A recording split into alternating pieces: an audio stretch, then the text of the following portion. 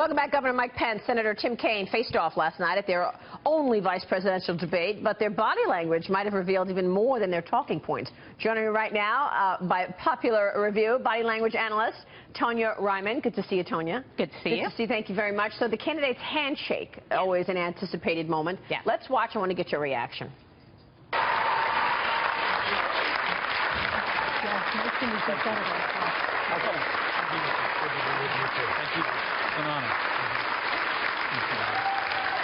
Interesting. Pence sort of walked into him as he shook his hand. What did you make of that? Well, you know what it is? So Kaine shakes his hand and then touches his arm, right? Yeah. So Pence needs to neutralize that. So he does a double handshake, right? He grabs both hands. And then at the end, it's like, wait, it's a power struggle. So what does Kaine do? He taps him on the back and then kind of leads him. So the person who touches more is obviously going to be the Watch how he, see that back thing? Yeah. Okay, so that says, I'm touching more, I'm more dominant, I'm the alpha in this position. Okay, so that was obviously by design. He wants to be dominant. He wants to be the man. Touching. All right, Kaine's opening statements, also very telling. Watch this. Hillary told me why she asked me to be her running mate. She said, the test of a Clinton administration will not be the signing of a bill or the passage of a bill. It'll be whether we can make somebody's life better. What do you think? Well, you know, when he's opening his statement, one of the things that we noticed throughout the entire debate is his eyebrow stays up for extended periods of time. So if you're watching, see that eyebrow? Yeah. Okay. Now, normally that would be emphatic, emphasis. I mean this with all my might. But in his case, it's consistent throughout the entire debate. So it's questionable why that eyebrow stays up so often, because normally it means I feel good about what I'm saying. You also notice a chin jut during this point, which shows superiority. I feel good about what I'm saying. See, I thought the first question the moderator asked, let's talk about leadership, the most important thing for a vice presidential candidate. Could you step into the shoes? Right. And Kaine didn't answer that question. He basically used that whole time to tell us why he trusts Hillary so much. Right. Well, they both did that. They were deflecting left and right. It was frustrating because I'm like, answer something so I can get it, you know? Yeah. They both deflected. All right, so here's a moment we've been playing a lot this morning. It's Kaine saying Trump is the you're fired candidate. Listen to this. Do you want a you're hired president in Hillary Clinton, or do you want a you're fired president in Donald Trump? I think that's not such a hard choice. Well, first, let me say I appreciated the you're hired, you're fired thing. Senator, you used that a whole lot.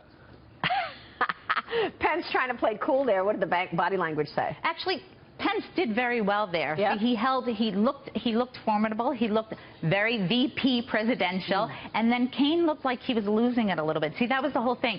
Kaine throughout the entire debate looked a little bit agitated, maybe a little too exuberant.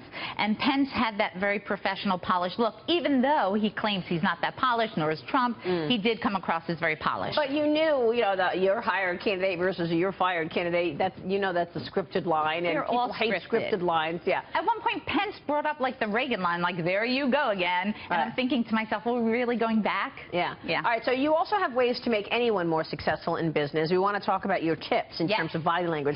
What do we need to know in terms of getting ahead of business? Well, one of the most important things is eye contact.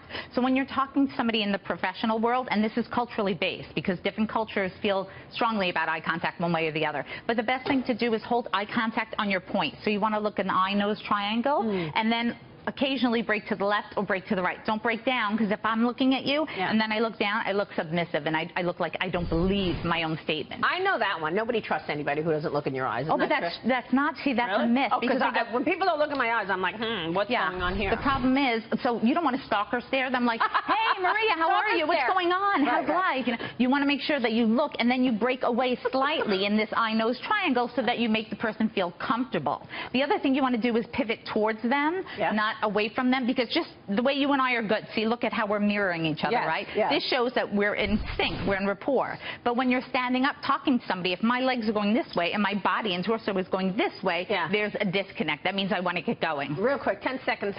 Why smile differently with men and women? What's that all about? Well, women smile more often, and quite often when they smile, like Hillary's mask, they come across as ditzy. When men smile, they come across as more powerful. So I always say Hillary needs to smile a little bit less, because she uses that as a mask, and maybe we need to see a little more smile from Pence other than the looking down and cracking up. All right, Tonya, thank you so much. Thank you.